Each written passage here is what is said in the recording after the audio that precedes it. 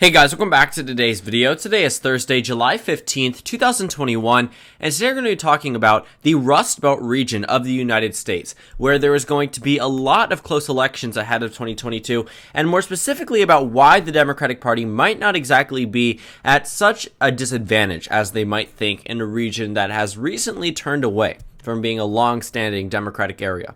The Rust Belt region, as defined, typically has gone through the swing states of Wisconsin, Michigan, Pennsylvania, and Ohio, but does include parts of Kentucky, West Virginia, Indiana, Illinois, and New York. But we really only talk about the truly competitive areas for good reason, because they hold a total of 8 Senate seats across those 4 states that I mentioned. We really do need to jump into how likely it is, at least, for the Democrats to win there in 2022 in both the governorships and in the Senate elections. Now, looking at these regions of the states, I will say that the Democrats have had a much longer advantage here than the Republicans. When you're looking at the presidential level, in fact, we can take a look. Donald Trump was the first Republican to win in the Rust Belt since 1988. That was with George H.W. Bush winning in Michigan and Pennsylvania, but Wisconsin still had not gone towards the Republicans. In fact, the last time that a Republican won Wisconsin, Michigan, and Pennsylvania the way Donald Trump did was Ronald Reagan in 1984, and Wisconsin was still decided by less than 10 points, as was Pennsylvania. So you can see from 1992 onward, the Rust Belt had a pretty strong stance with the Democratic Party, with a few exceptions of it being close in Wisconsin. Michigan and Pennsylvania weren't really that competitive, at least compared to where they were in 2016.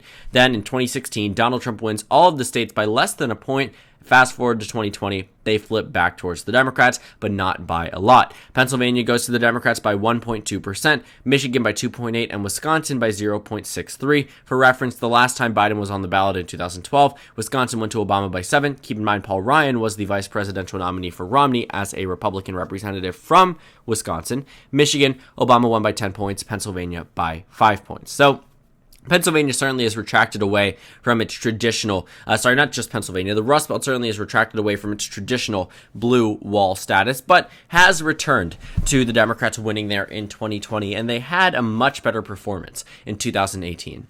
And we need to talk about the little bit of history in the Rust Belt region as to why the Democrats might be in a position better than they would have normally, had they not had as beneficial results in 2018, or had they lost the states in 2020. 2022 is going to be a very crucial year on both the governor level and on the Senate level. Now, if you're taking a look at the state's electoral histories, these are not the same Senate seats up. There are different incumbents. These seats will be up again in 2024, but same states, same type of voting body. And looking at those 4 states in particular, one thing you might notice is that Democrats won in all of them. In Wisconsin, Tammy Baldwin won by over 10 points. In Michigan, Debbie Stabenow won by around 7 points. In Ohio, Sherrod Brown won by 6 points. In Pennsylvania, Bob Casey won by over 10 points. So the Democrats had pretty strong results in Wisconsin, Michigan, Pennsylvania, and Ohio, enough to actually retain those seats, despite Donald Trump winning them 2 years prior in Wisconsin, Michigan, Pennsylvania, and Ohio. In fact, in the Senate elections 2 years prior, the same ones that are up in 2022, you might see that the Democrats lost in Wisconsin, as they did on the presidential level, lost in Pennsylvania, as they did on the presidential level, and lost in Ohio. So 2 years certainly can make a tremendous difference, but it's not just these Senate elections that I'm looking at for 2022. It's also the governor elections, like I mentioned. In 2018, there were governor elections in Wisconsin, Michigan, Pennsylvania, and Ohio, those 4 key Rust Belt states. Because governor elections typically are 4 years, with a few exceptions, I think maybe New Hampshire and Vermont, they are up for re-election 4 years later in 2022. Wisconsin went to Tony Evers, I believe the Wisconsin state superintendent. I might be incorrect about that, but I do know that he ran against Scott Walker and won, but not by a lot. And just understand where Scott Walker is in terms of electoral history. I mean, this guy has a pretty strong one. In 2014, he won by over 5 points, and he was able to do so by surviving a recall election the year prior and being a popular governor. Now, Wisconsin doesn't have term limits, so he ran for a 3rd term in 2018, but still lost because the Democrats were able to do better because of the type of year that we were in. 2018 was a Democratic wave year. Now, in Michigan, Gretchen Whitmer defeated her Republican opponent by around 10 points. It was a very substantial victory, a very good one, I would say, for the Democrats in Michigan. A lot of room to fall ahead of 2022. which again feeds into my understanding that the Rust Belt might not be so bad because of these overwhelming victories in 2018. In Pennsylvania, Tom Wolf, the incumbent who is not up for re-election in 2022 because he can't run, but is leaving office, still a popular governor, won by over 15 points in Pennsylvania, and in Ohio, despite the state going to Trump by 8 points in 2020, 8 points again in 2016. I reversed the years, but same exact result, literally the same exact result, a difference of less than 0.1%. But you'll notice here that Mike DeWine won against Richard Cordray by just over 3 points, so just nearly 4-point margin of victory for Mike DeWine. So the margin of victory for Republicans in Ohio did significantly reduce in 2018. I will expect Mike DeWine to do better in 2022, but that doesn't mean that the Democrats won't be able to perform well in these Senate elections and in these governor elections. So I have to pick up on the Senate elections. My screen recorder cut out. I apologize for that. But I was talking about the governor elections. I was talking about Mike DeWine. And now we're talking about the Senate elections. I do think the Democratic Party will be able to do well in the Senate elections, especially since 2 out of the 4 states, and really the 3 that are up in 2022, have retiring incumbents. Looking at Pennsylvania, looking at Ohio, these are 2 states where the incumbents outperformed Donald Trump in 2016. Donald Trump may have won Ohio by 8 points, but Rob Portman, the incumbent Republican, won by over 20. In Pennsylvania, Pat Toomey had double the margin of Donald Trump in that Senate race. So for these 2 incumbents, they are able to do better than Trump, yet are not running for re-election in 2022. And better than Trump potentially could be a victory, considering he lost in Pennsylvania, Michigan, and Wisconsin in 2020. But for Ohio's sake, I don't exactly expect this race to be an easy or realistic Democratic pickup. I think that there are opportunities that could arise as time continues on. If Josh Mandel proves to be a poor candidate, if the Republican nominee that isn't him proves to be a poor candidate, we might see them not do as well as Donald Trump and potentially could come down to a very competitive race. While I do think Ohio will be within a leaner likely margin by the end of the election, that's just sort of speculating a year and a half out. I still expect it to be on the Republican side. But for Pennsylvania and Wisconsin, these are 2 Senate races that are absolutely competitive. These are 2 Senate races where Democrats have a very realistic shot at victory in 2022.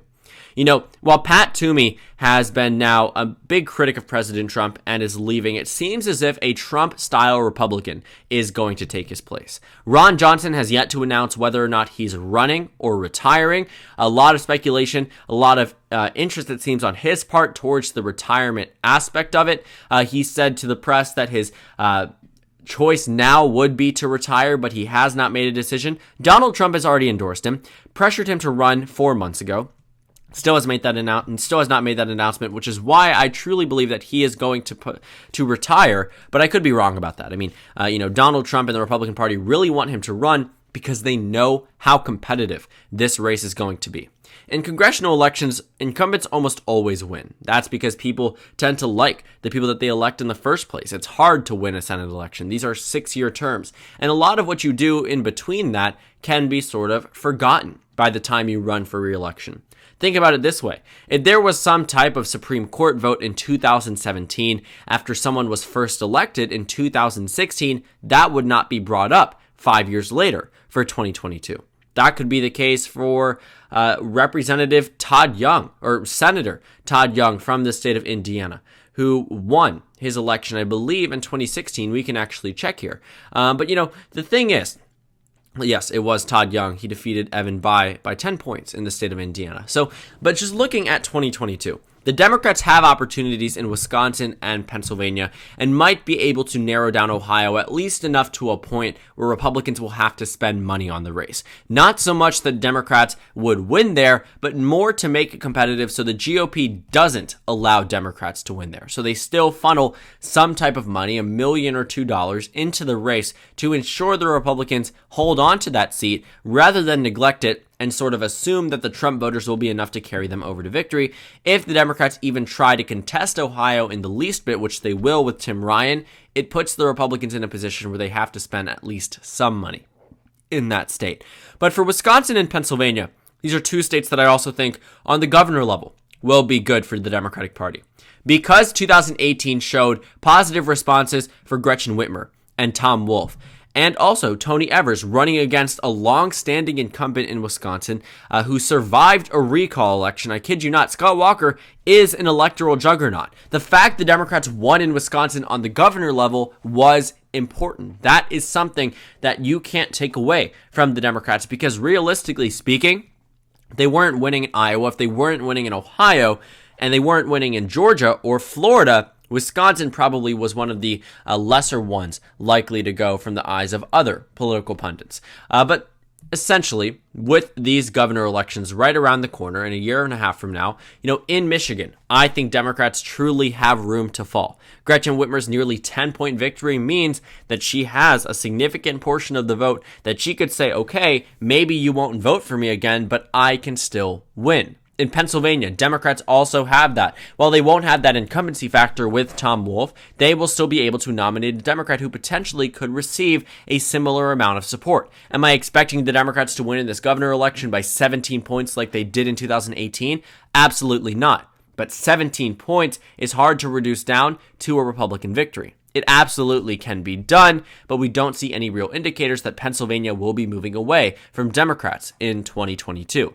In the state of Wisconsin, Tony Evers, will face off against a strong Republican opponent. That is truly the only race where I think that the GOP could be at an equal footing in terms of winning that governorship. But in Pennsylvania, but in Michigan, I expect the Democrats to win, at least currently. In Ohio, I think Mike DeWine will still win his election, but I don't think he will win by as large of a margin as Donald Trump. Again, money will need to be spent on his race, where otherwise you wouldn't be worried about that if Ohio was as Republican as South Dakota or Wyoming or Idaho, because at the end of the day, Ohio, as much as it has gone to the GOP in 2020 by 8 points, is still going to be a swing state in 2022. So Democrats won't be at this inherent disadvantage in the Rust Belt region in 2022. Yes, the year may not be too favorable towards them, but that does not mean Democrats won't be able to win. They will still have incumbents in these two races in Wisconsin and Michigan. In Pennsylvania and Ohio, they will have a strong Democrat in Pennsylvania, and they might make Ohio competitive enough that Republicans will need to focus on it. Then they can pivot towards the Senate elections. Pennsylvania right now, there are two Democrats, one who has not announced, that's Connor Lamb, who has publicly expressed interest in the race, and then John Fetterman, the lieutenant governor of Pennsylvania, both of which are strong candidates, and it seems as if the Republicans are trying to nominate someone who is a moderate replication of President Trump. Someone, I believe Sean Parnell at this point, is in a strong advantage for the GOP nomination in Pennsylvania. And the reason for that is because he spoke at the RNC. The reason for that is because he is closely tied towards President Trump, which would be enough to win that nomination without a doubt, but not enough to win the general election. The thing about 2022 is that we are going to see plenty of Republicans try to run on this Trump platform in an effort to win in the Rust Belt. They think because it worked once in 2016 that it should work again. That's not how it works. It worked in 2016 because Hillary Clinton did not appeal to the white working class the same way Barack Obama did. I kid you not, looking at these margins, Donald Trump only won Wisconsin, Michigan, and Pennsylvania by less than 1 point. Hillary Clinton didn't even visit Wisconsin until, the last time Hillary Clinton visited Wisconsin for the 2016 election was before she was officially the nominee, which means that she really didn't care about the state. Or maybe not so much that she didn't care, but thought it was so solid for the Democrats that she wouldn't need to visit it. Michigan and Pennsylvania saw a lot of attention, Pennsylvania mainly because the DNC was held in Philadelphia. I would say that one was probably the most shocking towards the Democrats because they did focus energy on that region. But in Michigan, there was a last-minute 2-week campaign for the Democrats in that state because they realized, based off the polls, that it was getting more competitive. But by that point, enough of the early vote had been sent in, and enough of the election vote day was enough to put Donald Trump over the top. And it was just too late for the Clinton campaign to focus on those final states. Clinton focused on North Carolina, Florida, Ohio, Iowa, didn't win any of the 4. The 3 Rust Belt states where everyone in hindsight says she should have campaigned more, Back then, it didn't look like she needed to.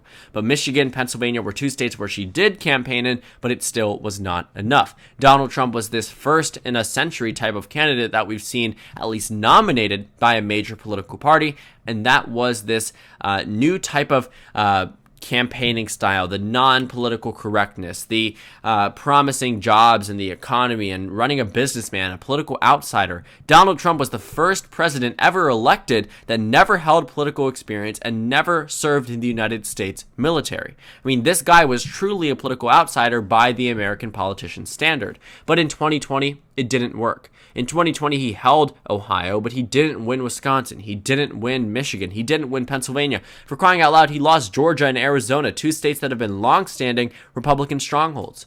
So when I look at the margins in 2020, while they aren't overly impressive for Joe Biden, especially being from the state of Pennsylvania, at least born in the state and mentions it in almost every major speech, I still think the Democratic Party is in a favorable position given their previous election results in 2018 on both the Senate level and on the governor level. And given the amount of incumbents retiring in 2022, Republicans will be forced to focus on some of these key races, enough so that Democrats might see that as an opportunity to hone in on Wisconsin and Pennsylvania and potentially flip those two Senate seats.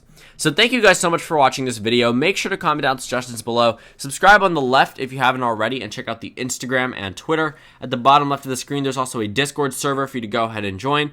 On the screen, there's a video you can watch and then a playlist for my 2022 election analysis videos. Again, thank you guys so much for watching, and I will see you all later.